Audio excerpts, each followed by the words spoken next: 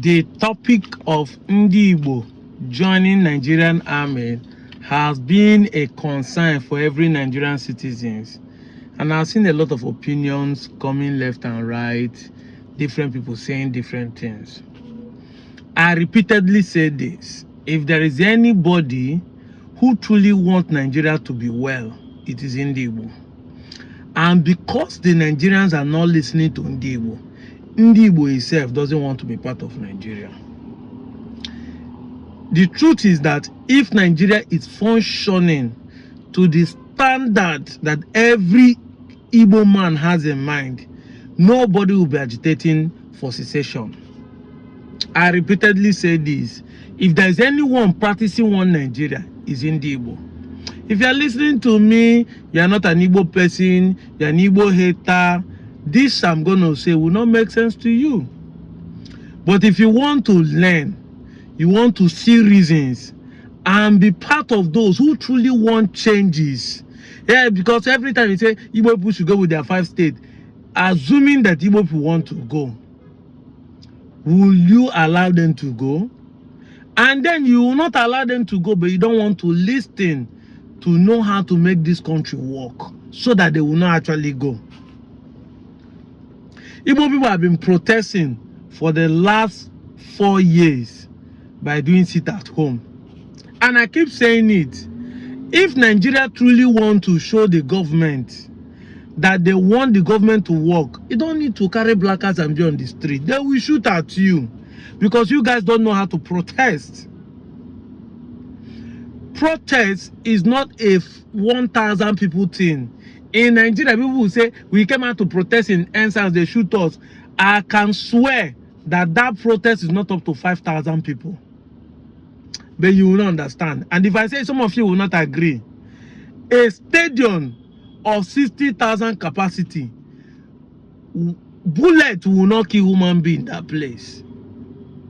If 60,000 people in a field are protesting, it's not bullet that will kill people. It is what they call stampede. For Nigerian government to come and shoot people in the protest ground and still made a way and everybody scatter, it's because there are few people. They are not up to 5,000. That is, you may see the crowd in the daytime, but in the night everybody has gone home. So the people remaining in that place is no more. And that's why the government came in the night. But you know, this thing now, you have to think out of the box to understand what I'm saying. If 60,000 people are on the street, even 100,000 people on the street of Nigeria protesting, they don't dare any Nigerian police or army to shoot. Stampede will happen, and the stampede will even affect those who are shooting. People don't know what is 60,000, they don't know what 100,000. Look at that Madrid stadium. You think if you enter there with a truck or soda to shoot, bullet will scare people. The bullets that will kill people will not be up to 100. If they record 1,000 deaths out of that 60,000, people with a bullet will kill will not be up to 100. It's stampede. And the stampede will also kill the soldiers.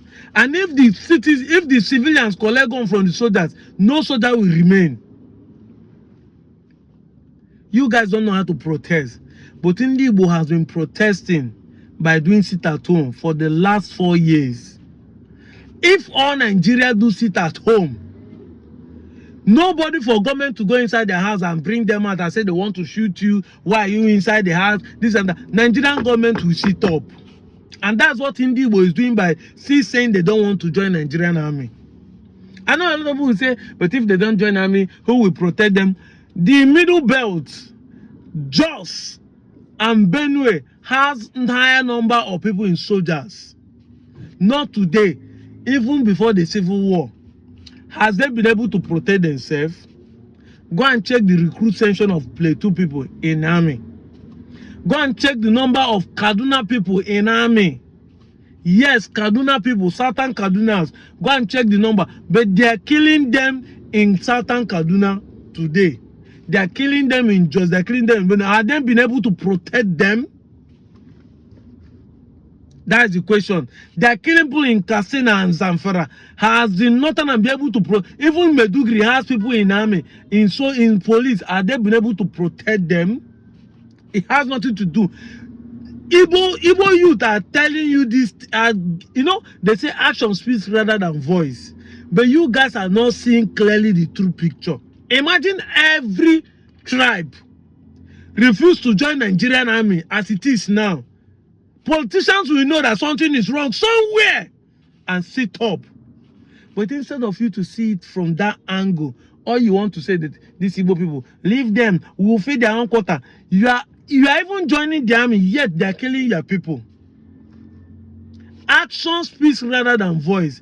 Nobody can come out and say this is the reason why Igbo people don't want to join. But you know that it's because of the way there's a saboteur, there's a marginalization, there's an insecurity in the country. So imagine every tribe in Nigeria, including the north, refuse to join army. If the Nigerian politicians will not use the army in position now to stop the impunity in the Nigerian forces, if they will not use it to stop the criminals, the saboteur they are doing to themselves, knowing fully that no new people is coming, assuming it's going to be 9,000, 10,000 or 90,000 recruits, and nobody turns up. Nobody turns up. That will be not just a message. That will be a clear indication that Nigerians are not ready to support evil. I've said it. Igbos are the one who truly want this country to work. But you not sit down and think. You just run with hatred. Ndigbo this, Ndigbo that, Ndigbo this, Ndigbo that. Think out of the box. Imagine that they say they want to recruit 90,000 soldiers, and this sect of soldiers, nobody turns up. If the Nigerian government will not sit up to use the ones available to make things right, for once, I tell you, this is see, mark my word, for once, bribery will stop both police, both custom, both army. Bribery will die a natural death, because everyone will know, say, oh, Bob, nobody is ready to join us again. We need to do something so that people will see reason to join. And to do that reason, they know what it is. They will clear the impunity in the system. They will clear it. This is pure indication of how things works. The same thing with this sit at home. Imagine everybody decide to do sit at home in the whole Nigeria. Civil servant, everybody do sit at home. Imagine the way the Nigerian government will sit up. Because nobody to come out and say, we want to shoot you. Everybody did their house. After all of us do sit at home for 3 months during the COVID. Why can't Nigerians on their own do sit at home protests? And once and for all, let government know say they are doing bad. But they are not going to do. Instead of you to learn from those who are doing something positive, to see how you can learn from them, all Nigerians do is to live with hatred. Ndigbo, Ndigbo, Ndigbo. You think Igbos are the same? Yet, even as Igbos are doing sit at home for 4 years, the economy of Igbo land is still doing better than some economy of other regions, including us that are calling ourselves South-South. Including us that are calling ourselves South-South. They are still doing better than us. These are the things. See, sit down and think. See positive in things. Don't use hatred to judge people. See positive in things. I'm out of here, Joe. Because if I start talking, I won't stop. I'm out of here, Joe.